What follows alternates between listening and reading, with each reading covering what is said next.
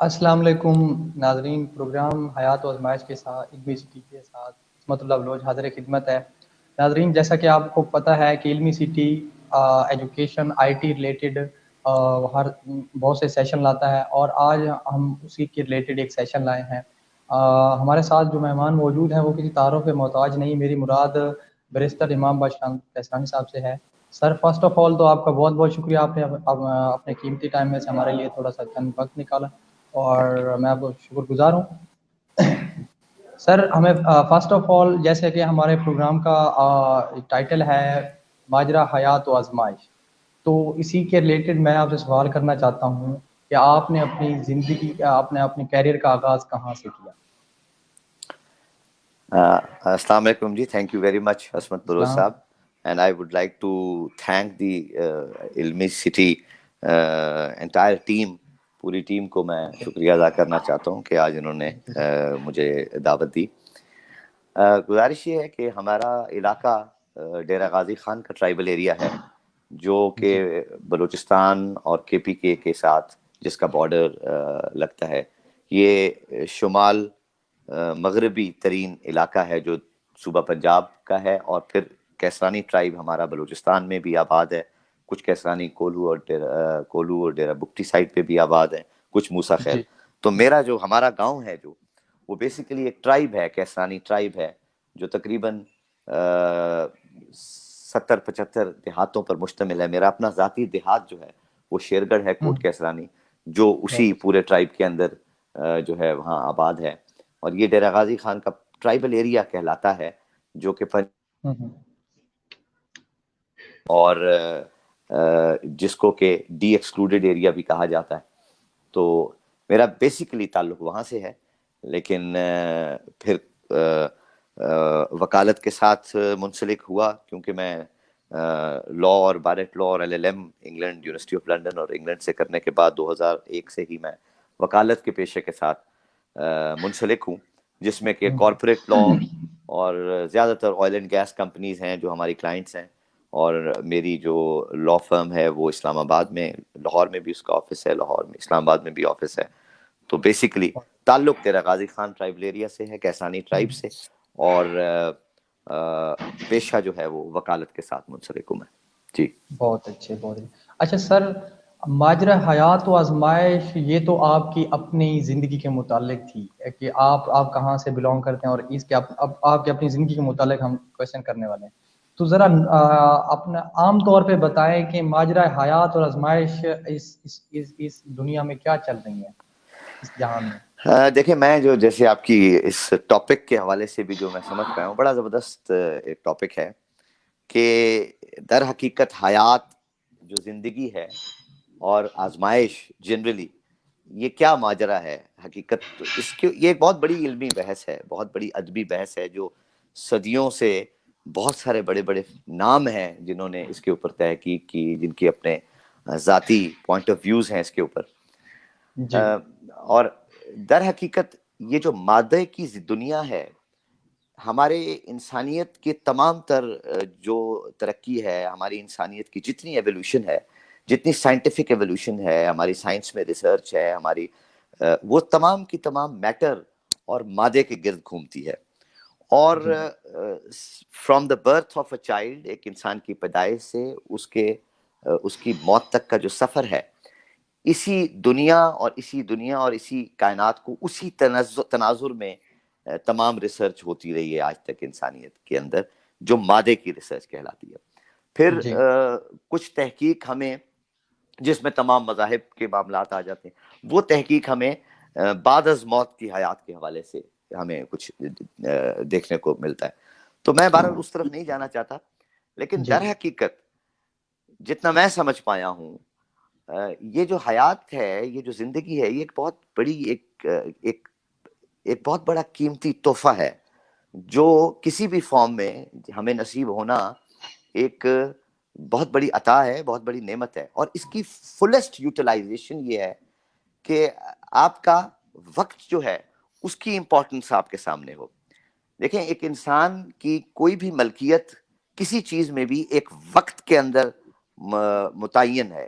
آپ کی ملکیت کسی بھی چیز میں ایک متعین وقت کی ہے، تو بیسیکلی اگر آپ ذمہ دار ہیں تو وہ زمین آپ کے پاس کسی وقت تک کے لیے ہے. آپ کے پاس مال دولت ہے, بہت بڑی کھیتیاں ہیں, سب کچھ ہے, بہت بڑا کاروبار ہے, وہ ایک وقت تک کے لیے ہے. ایون کہ آپ کا لباس اور آپ کا گھر, ایون کہ آپ کا جسم ایک وقت تک کی ملکیت ہے. تو یہ جو ماجرا حیات کا ہے وہ ایک وقت جی تک کی اونرشپ ہے جو مختلف اقسام کی چیزوں میں آپ کو ملتی ہے.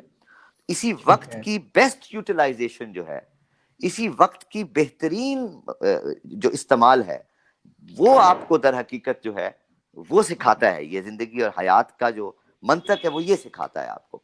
پھر وہ ایک لمبی بحث ہے کہ آپ کی جسم اور روح کا جو ایک رشتہ ہے, اس کے اندر اسی زندگی کی ڈیولپمنٹ جو ہے, اسی زندگی کے اندر آپ اپنے جسمانی وجود کو اس بہتری کے ساتھ بنی نوع انسان کے لیے استعمال کریں, اپنی ذات کے لیے, اپنے گھر کے لیے, اپنے گرد و نواح کے لیے, اپنے معاشرے کے لیے, اس بہتری کے لیے استعمال کریں اپنے جسم کو, اپنے وقت کو, اپنے ٹائم کو, اپنی تمام انرجیز کو. وہی وجود جو ہے وہ قابل ذکر وجود بنتا ہے, وہی ذکر قابل فالو ذکر مطلب وجود بنتا ہے. تو بیسک بالکل ایسے ماجرا ہی. جو حیات کا ہے میرے نظر میں وہ اسی لیے کہا جاتا ہے کہ انسان اپنے لیے نہیں, جب دوروں اپنی ذات سے جب نفی کرتا ہے, جب اپنی ذات سے نکلتا ہے, تو پھر وہ در حقیقت زندگی کے اندر آتا ہے. اصل زندگی اپنی ذاتیات سے نکل کر ہے. جانور اور انسان کا فرق جو ہمیں نظر آتا ہے وہ اپنی ذاتیات سے جب نکلتا ہے تو وہ انسان ہے, اور اگر ذاتیات پہ بالکل رہتا ہے ایسے ہی. تو وہ صبح سے لے کر شام تک, رات تک اور ساری زندگی تک وہ جانوروں کی, حیوانیات اور انسانیات کا فرق ہے. تو بہت حیات کا ماجرا میرے نزدیک یہ ہے. اور جہاں آپ کا سوال ہے کہ حیات کے ساتھ آزمائش, تو اس سفر میں جب ایک انسان ایک حیوانی عادات اور خصلات لے کر پیدا ہوتا ہے, اور اس کو چھوڑ کر, جب وہ جسمانی چیزوں کو چھوڑ کر جب وہ روح کی طرف سفر کرتا ہے یا اور انسانیت کی بہتری کی طرف سفر کرتا ہے, تو پھر آزمائش اس کے لیے ضرور آتی ہے. اور ان آزمائش کو اگر وہ اپنے اندر کی پالشنگ کے لیے سمجھے اور اسی پازیٹیوٹی کے ساتھ زندگی گزارتا چلا جائے, تو میں یہ سمجھتا ہوں کہ وہ آزمائش اس کو کندن کی طرح سونا بنا دیتی ہے, جس سونا طرح بنا سونا دیتی. جو.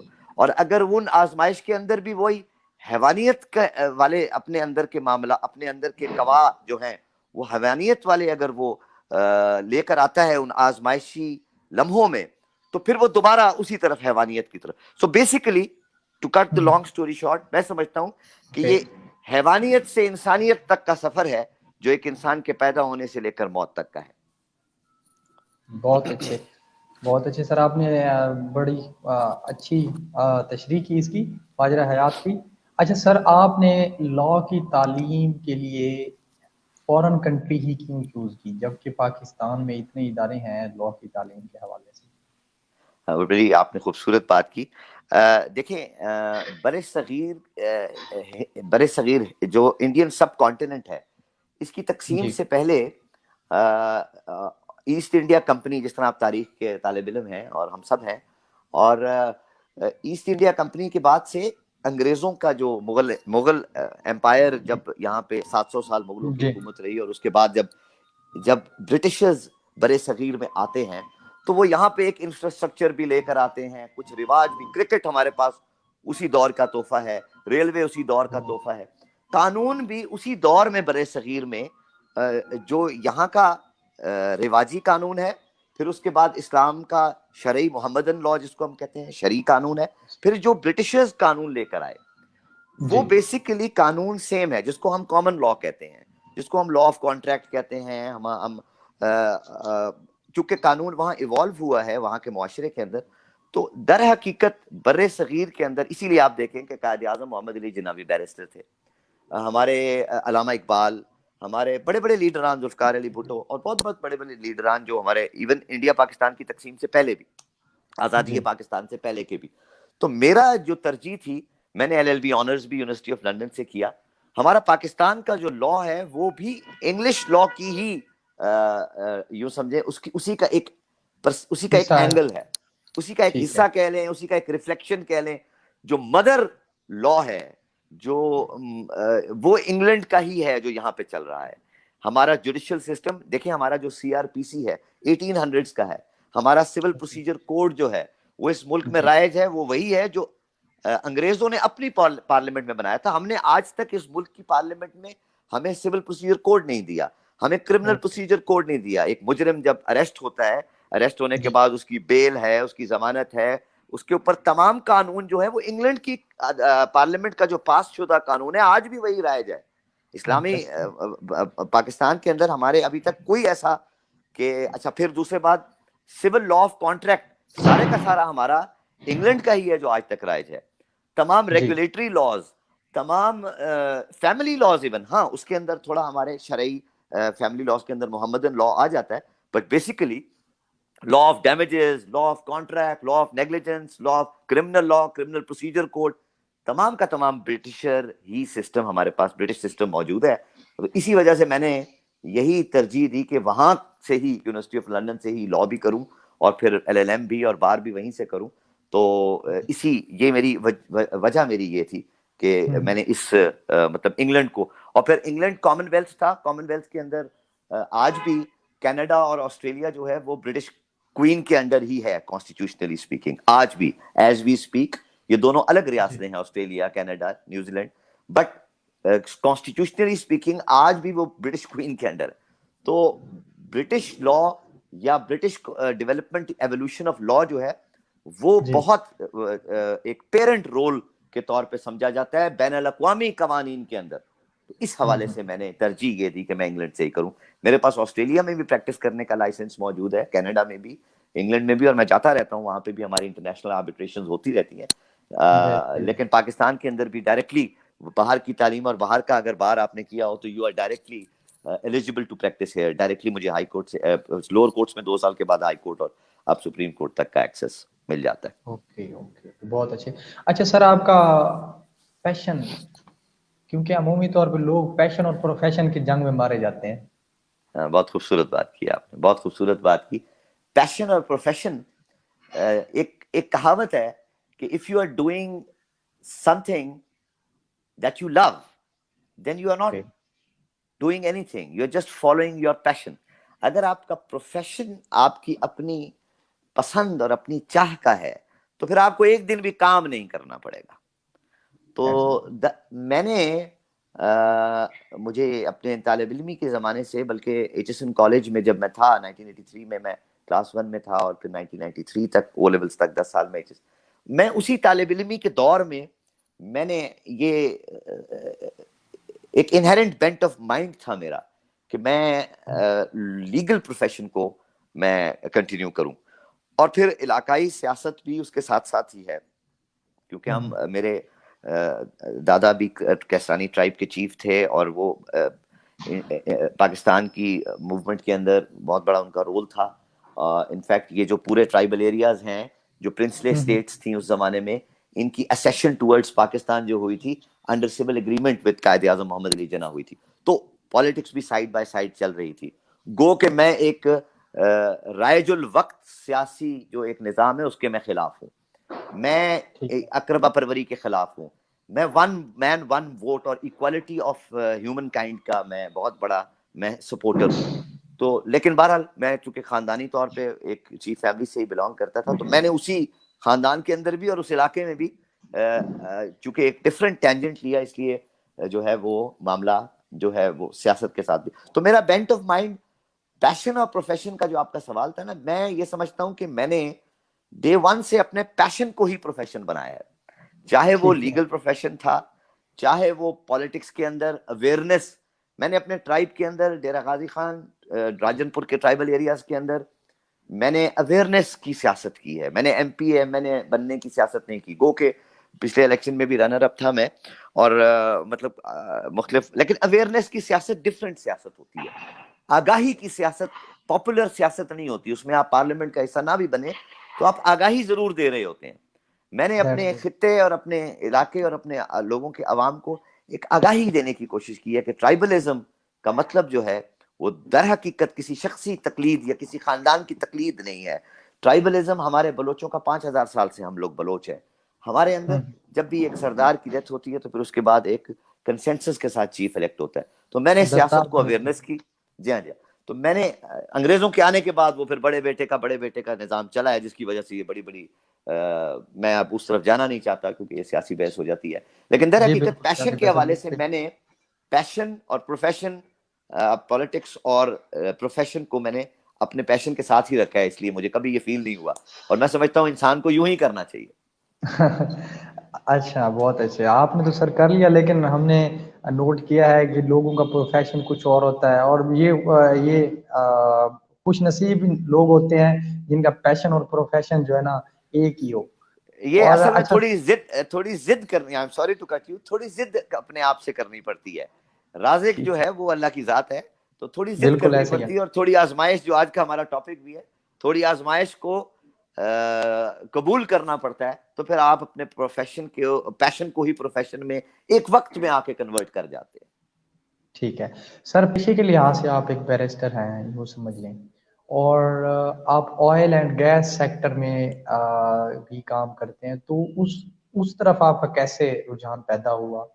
کیا کوئی اچھی اپروچ مل گئی تھی جی ہاں آئل اینڈ ایسے گیس ہے، سیکٹر میں؟ جی ہاں جی ہاں، وہ ایسے ہے کہ جس طرح میڈیکل کی فیلڈ ہے، میڈیکل کی فیلڈ جی کے اندر جو ہے وہ ایک جنرل فیلڈ ہوتی ہے، اس کے بعد ایک اسپیشلائزیشن ہوتی ہے، تو قانون بھی جی ایک بڑا سمندر ہے، دریا ہے بڑا، اور اس کے اندر جی سے مختلف شاخیں نکلتی ہیں، پھر فیملی لا، کرمنل لا، سول لا، پھر آپ کا revenue law, law of taxation ہے، مختلف ایکسپرٹس لائنز جو ہیں وہ، اور جو قانون کے اندر ایکسپرٹ لائن ملتی ہے وہ آپ کی زیادہ تر کس قسم کی کلائنٹیج آپ کو مل رہی ہے، دیٹ بیسیکلی ڈیفائنس کہ آپ کو۔ تو میں چونکہ جب 2000 میں کر کے آیا، تو پہلی فرم جو میں نے جوائن کی وہ اکرم شیخ لا ایسوسیٹس تھی، ان کا کارپوریٹ لا کے اندر بڑا کام تھا۔ میرے دوست ہیں قابل عزت کامران شیخ صاحب، ان کے ساتھ میں ہوتا تھا۔ پھر اس کے بعد کانسٹیٹیوشنل کا کام اعتزاز حسن صاحب کے ساتھ، تو وہ کارپوریٹ اور پھر کانسٹیٹیوشن اور پھر اور مختلف فرمز کے اندر آہستہ آہستہ پھر جی کچھ میری جو پی ٹی سی ایل کے اندر 2003-4 میں جب ان کی پرائیویٹائزیشن ہو رہی تھی، اتصالات والے پی ٹی سی ایل کے 26% شیئرز کی ان کی ٹرانسفر تھی، ایس پی اے ہو رہا تھا ان کا، تو اس وقت I was part of P T C L, I was deputy legal advisor there, تو اگین ایک کارپوریٹ سائٹ تھی۔ پھر ایک منسٹری آف فائنانس کی میں نے پی ٹی سی ایل میں تقریباً کوئی ان ہاؤس کاؤنسل کے طور پہ جاب کی 2 سال 2.5 سال کے قریب۔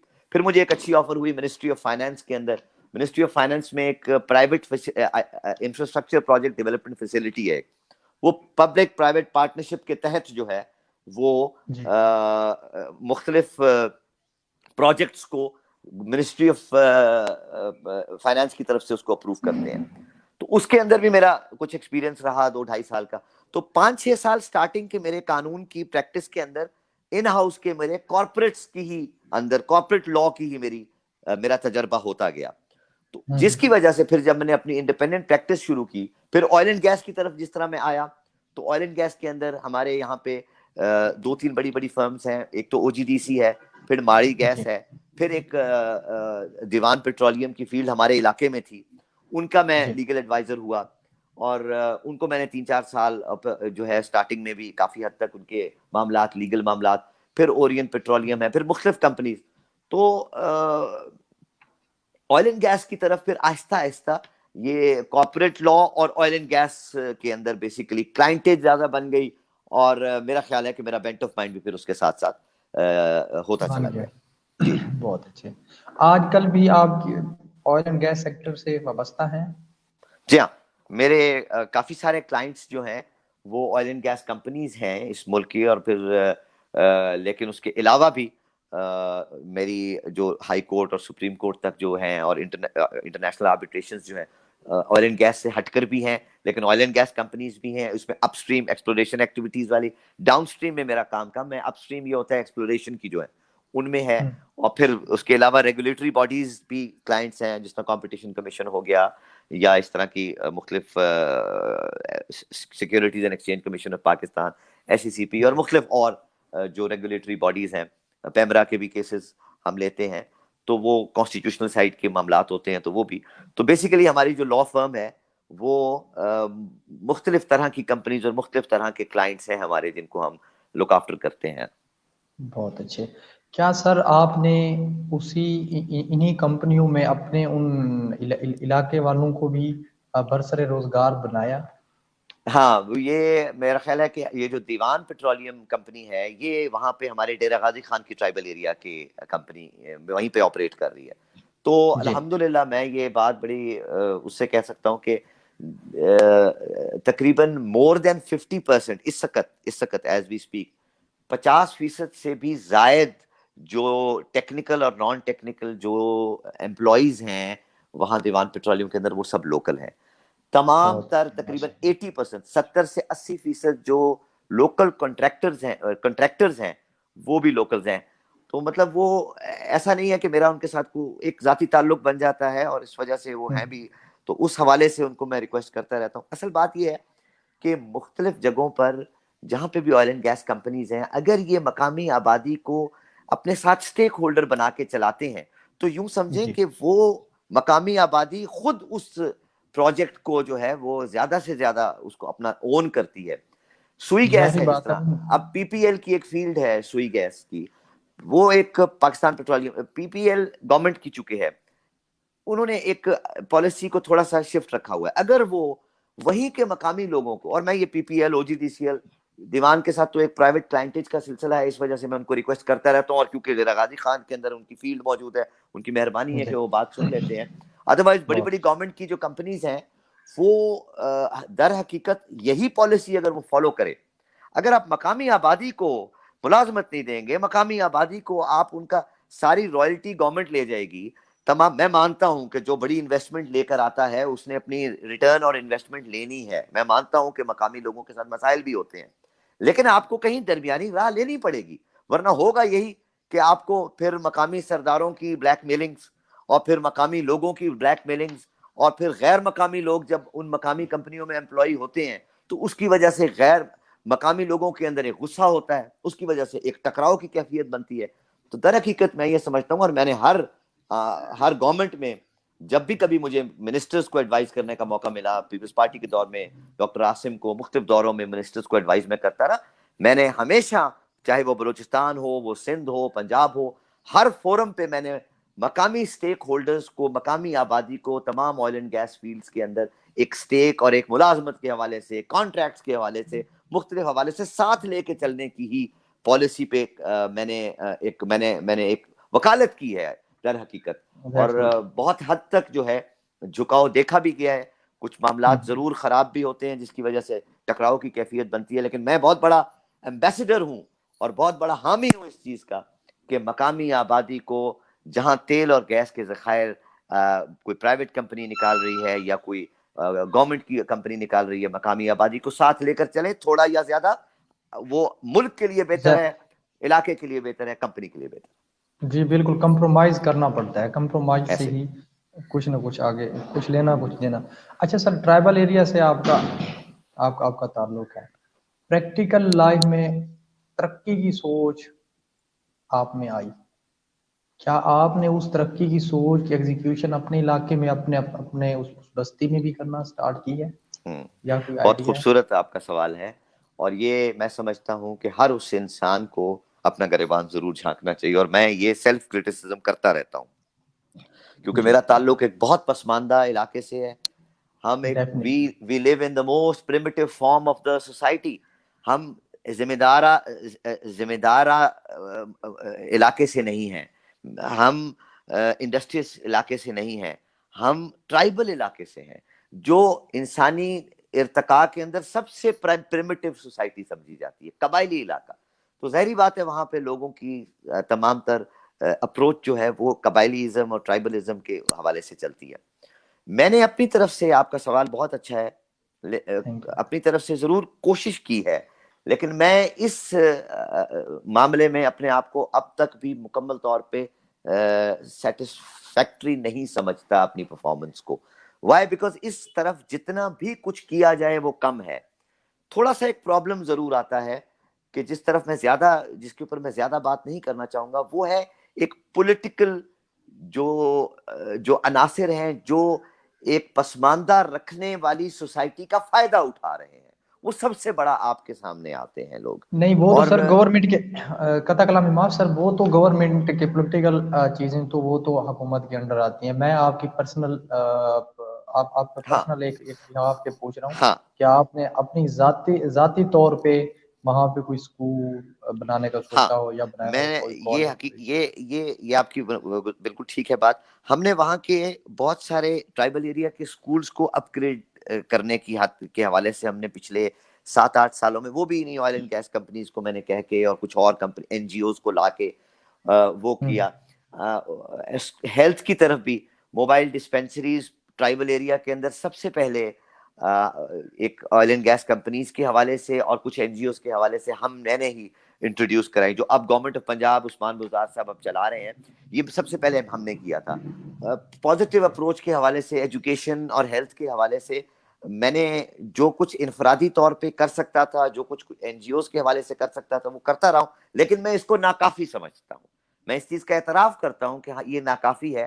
اپنے تمام تر وسائل اور اپنا تمام تر وقت بروئے کار لانا چاہیے اس معاشرے کو مزید اپلفٹ کرنے کے لیے، جس کے اندر ہی رکاوٹ کا باعث کچھ سیاسی عناصر بنتے ہیں جو میں نے ذکر کیا. لیکن آپ کی بات صحیح ہے کہ میں نے ذاتی طور پہ جو کچھ کر سکتا تھا وہ کر رہا ہوں. لیکن اس میں مزید انشاءاللہ میری کنوکشن ہے کہ کچھ انٹرنیشنل ڈونرز کو، کچھ انٹرنیشنل ایجنسیز کو لانا چاہیے. اور جو میں ضرور اس طرف میرے کچھ کانٹیکٹس چل بھی رہے ہیں.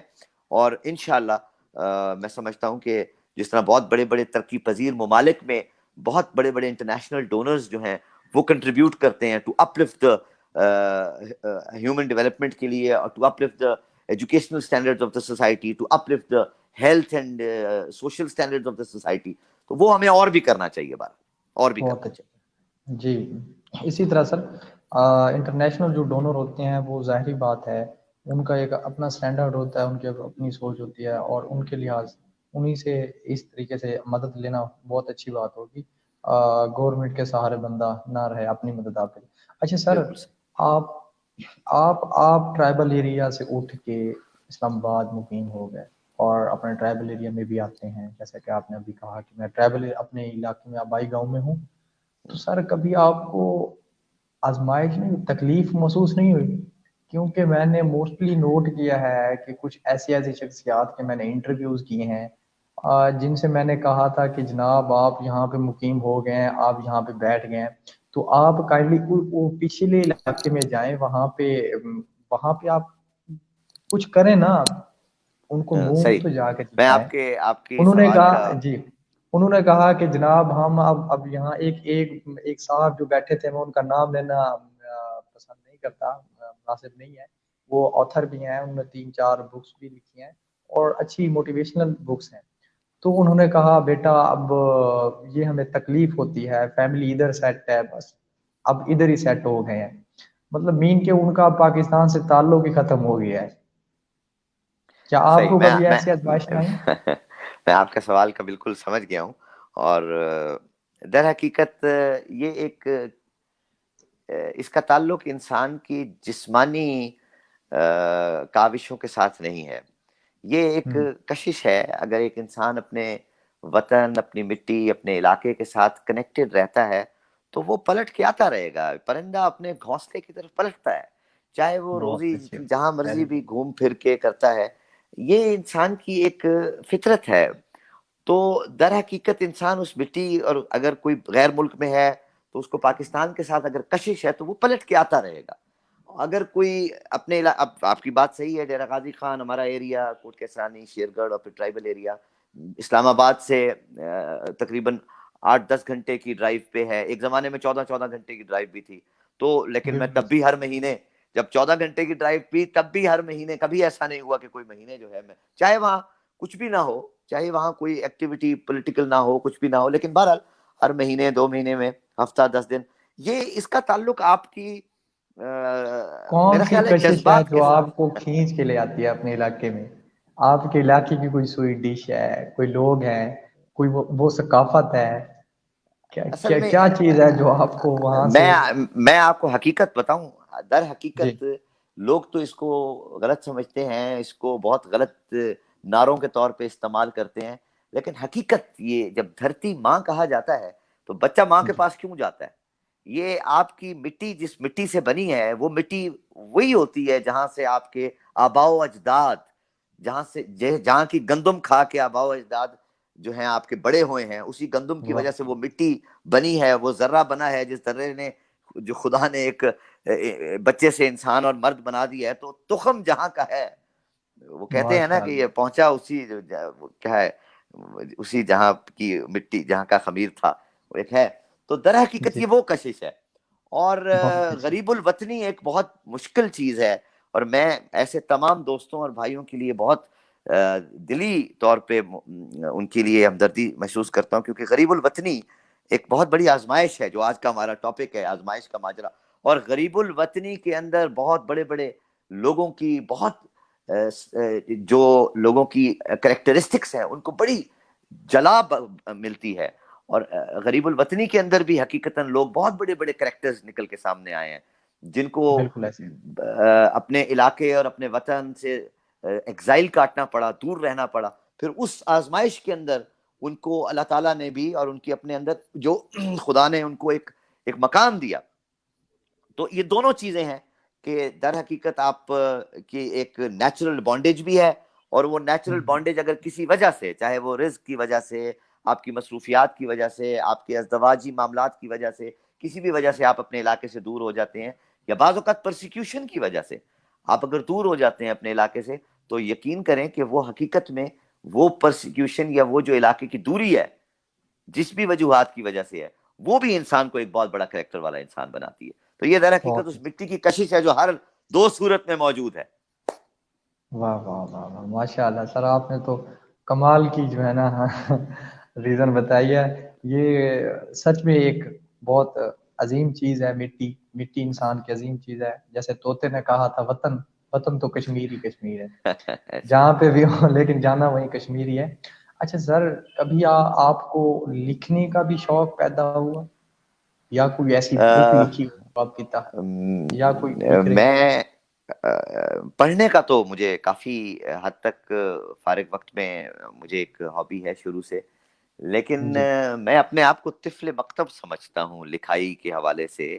ابھی میں اپنے آپ کو اس معیار کا میں سمجھتا نہیں ہوں، کہ میں اپنے آپ کو کمزور انسان سمجھتا ہوں. یہ جو لکھنے والے لوگ ہوتے ہیں، چاہے وہ ادبی اور علمی حوالے سے، یہ ایک تاریخ کا حصہ بنتی ہے جو بھی چیز آپ لکھتے ہیں.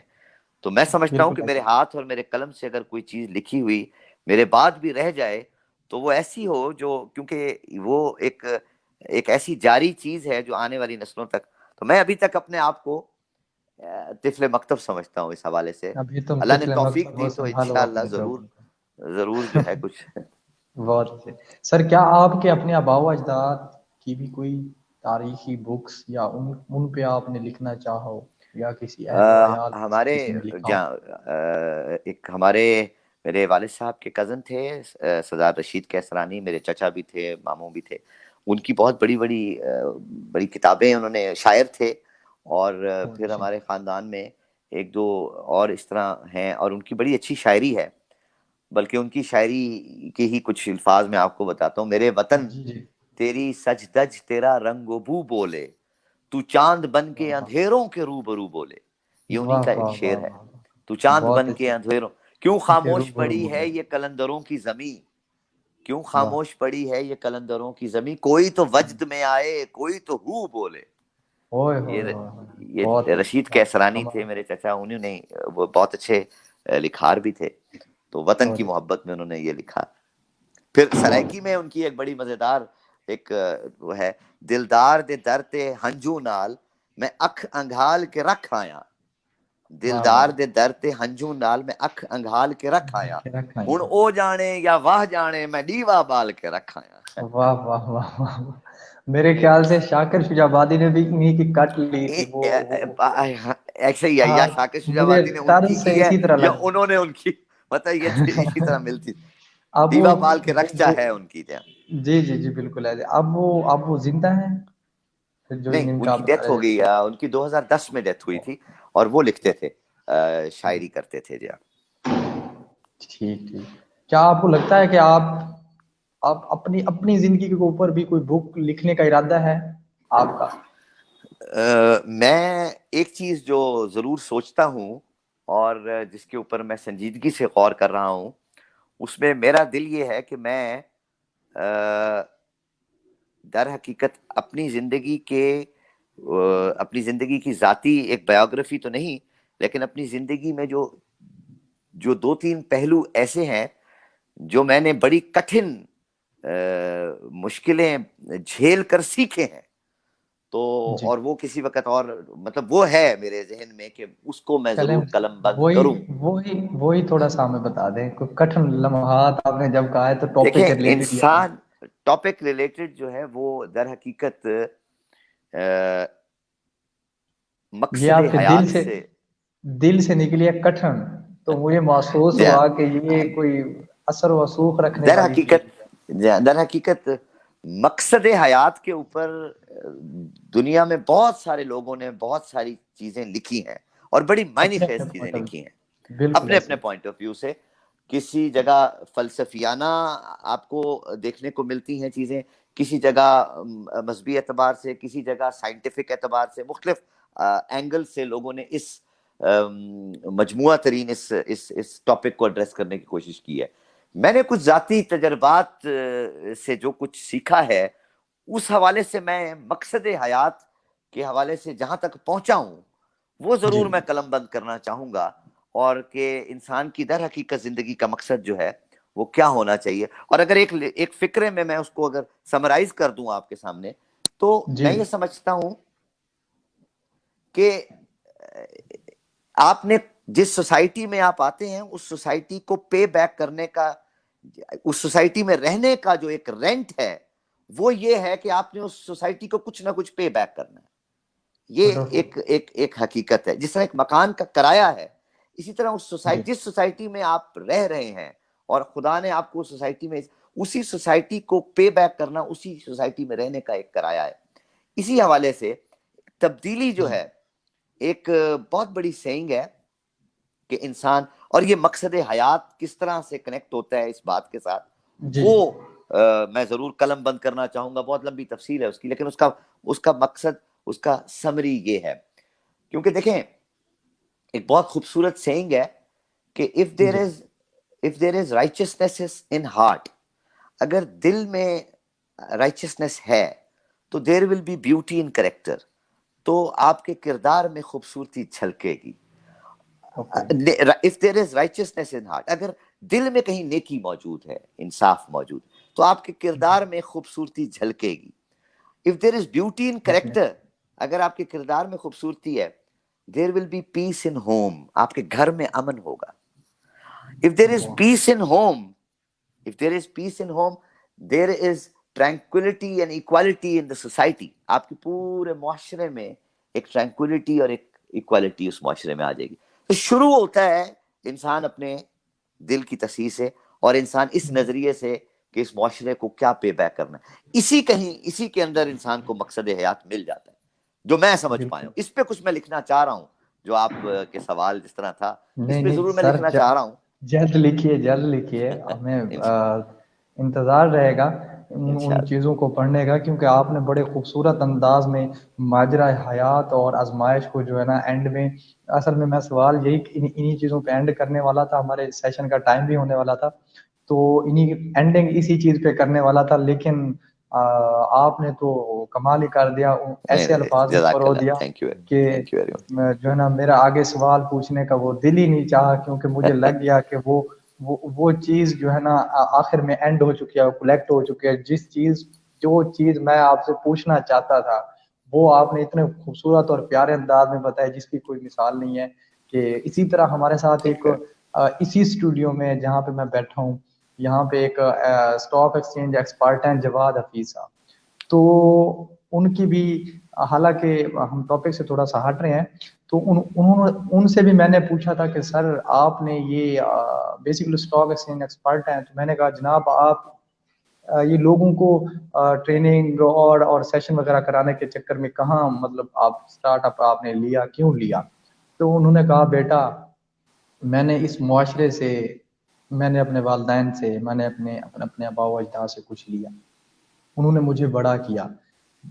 اللہ رزق دینے والا رب ہے، رب کی ذات ہے، اور مجھے مل رہا ہے، میرے سائیڈ بزنس ہیں، اسٹاک ایکسچینج میں ہیں، ادھر ہیں ادھر ہیں، میں وہاں سے اچھی خاصی مجھے ارننگ آ جاتی ہے، میرا چولہا جل رہا ہے، لیکن میں نے یہ اس پوائنٹ سے یہ سٹارٹ اپ لیا ہے، حالانکہ مجھے کسی بھی چیز کی کوئی ضرورت نہیں، لیکن مجھے یہ ضرورت محسوس ہوئی کہ میں نے جو کچھ زمانے سے لیا، میں نے میں جو نے کچھ پے اپنے بیک آباء و اجداد سے لیا، کیا میں اس کا فرض ادا کر کے جا رہا ہوں؟